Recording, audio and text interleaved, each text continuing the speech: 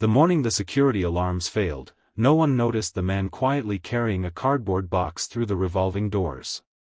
By sunset, the company's powerful CEO would be kneeling on a cold marble floor with armed terrorists surrounding him. Hundreds of innocent employees would be trapped inside the towering headquarters, and the only man who knew exactly how to save them would be standing outside the building wearing yesterday's wrinkled shirt, no longer employed, carrying nothing except the pain of being fired for one mistake. Sometimes the world discovers the value of a good person only after they are gone, but by then the price of realizing that truth can be unimaginably high. The sun had risen brightly over the city that day, painting every glass skyscraper with golden reflections.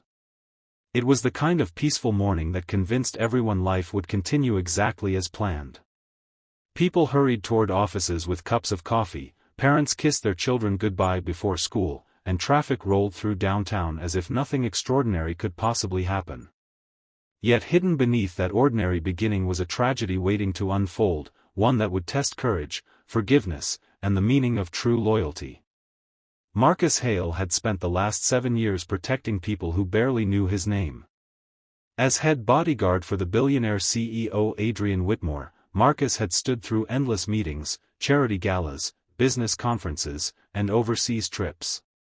He had quietly intercepted threats, noticed suspicious faces long before anyone else did, and walked away from dangerous situations without seeking praise. His greatest achievement was that nothing terrible had ever happened while he was on duty. Most people believed safety happened automatically, never realizing it existed because someone constantly sacrificed comfort, sleep, and peace of mind to create it.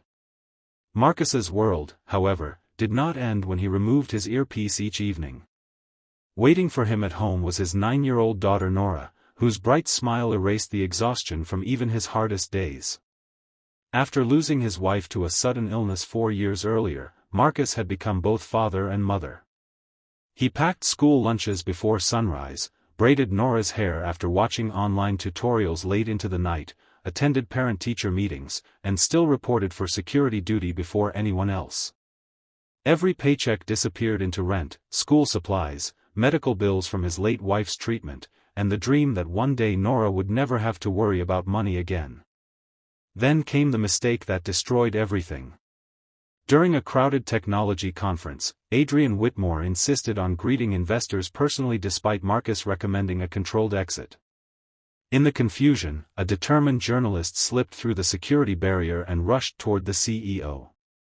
The woman carried nothing more dangerous than a hidden microphone and camera, but the incident embarrassed the company worldwide. Videos spread online showing security briefly losing control. News outlets called it an unacceptable failure. Shareholders demanded accountability. Executives searched for someone to blame. Marcus accepted responsibility immediately. He never made excuses. He admitted that one unexpected opening in the crowd had allowed the journalist to get too close. Although no one was injured and no genuine threat existed, the board believed public confidence required decisive action.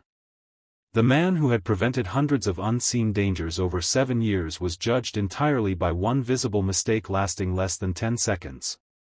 By noon he was unemployed. Marcus packed photographs of Nora from his desk, thanked co-workers who could barely meet his eyes, and walked out carrying the cardboard box that felt heavier than any weapon he had ever lifted. Security guards he had trained personally watched him leave without knowing what to say. Pride prevented him from looking back. That evening Nora noticed the sadness hiding behind her father's tired smile. Marcus promised everything would be all right because fathers often tell hopeful lies when the truth would frighten their children. He searched for work through the night, sending applications to companies that never replied. Bills continued arriving with perfect punctuality while opportunities did not. Days stretched into weeks, and confidence slowly gave way to quiet desperation. Meanwhile, inside Whitmore Global Industries, executives congratulated themselves for acting swiftly. They hired a larger private security contractor promising advanced technology, sophisticated surveillance systems, and a heavily armed rapid response team. Expensive equipment replaced experienced instinct. Cameras multiplied while genuine awareness quietly disappeared. No one noticed several men repeatedly delivering maintenance equipment to the building over the following weeks. No one questioned forged identification cards or unusual delivery schedules. The new security team trusted computer databases more than human observation. Marcus would have recognized the tiny inconsistencies immediately because experience had taught him that danger often disguised itself as routine. The attack began shortly after 11 on a clear Tuesday morning. Explosions shattered the lobby entrance. Smoke filled the marble hallways. Armed terrorists seized control of communication rooms, disabled elevators, and forced employees into conference spaces. Their operation unfolded with terrifying precision because they had studied every weakness the new security contractor failed to notice. Within minutes, Adrian Whitmore was captured inside the executive boardroom while terrified staff hid beneath desks praying for rescue. News helicopters circled overhead as emergency vehicles surrounded the building. Television stations interrupted regular programming with breaking reports showing frightened employees waving desperately from upper-floor windows. The entire nation watched the crisis unfold live. Marcus first learned about the attack while buying discounted groceries. He froze before a television inside the store, staring silently at the familiar headquarters where he had spent countless days protecting lives. Every hallway, staircase, emergency exit, and maintenance tunnel existed perfectly in his memory. He rushed outside without finishing his shopping. When Marcus reached the police barricades, officers refused to let him approach. Officially he was just another civilian. But one senior detective recognized him immediately and remembered the reputation Marcus had earned through years of flawless service. As tactical commanders struggled to understand the building's layout and the terrorists' movements, Marcus quietly described hidden service corridors, blind security angles, emergency ventilation routes, and forgotten maintenance access points that had never appeared on modern blueprints. Most importantly, he explained something no architect could have known. Adrian Whitmore always retreated to a small private records room connected behind the executive boardroom whenever major emergencies occurred. If the terrorists followed him there, they would unknowingly trap themselves inside an area with only 2 exits, one of which remained hidden behind reinforced shelving installed years earlier during renovations. The tactical commander finally understood that the unemployed bodyguard possessed knowledge worth more than every digital security system inside the building. Against protocol but driven by necessity, Marcus volunteered to enter. He carried no anger toward the executives who had fired him. He thought only about frightened employees waiting for someone to bring them home alive, and about a little girl named Nora who believed her father always helped people whenever he could. Inside the darkened headquarters, silence felt heavier than gunfire. Smoke drifted through hallways once filled with ordinary office conversations. Marcus moved carefully, remembering every corner from years of daily patrols. His breathing remained steady even while distant explosions echoed above him. Floor by floor he guided trapped employees through forgotten maintenance passages toward waiting rescue teams. Elderly accountants, young interns, custodians, receptionists, and software engineers followed him with tears streaming down frightened faces. None of them cared that he no longer worked there. They remembered only the calm man who always greeted them with quiet respect every morning. Eventually Marcus reached the executive level. The terrorists had barricaded themselves exactly where he predicted. Using the concealed passage behind the reinforced shelving, tactical officers quietly surrounded the room without alerting the hostage takers. Seconds later the rescue operation began.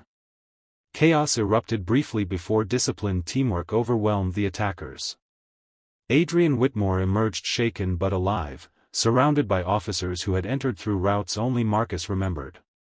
As paramedics treated survivors outside, television cameras captured an unforgettable sight.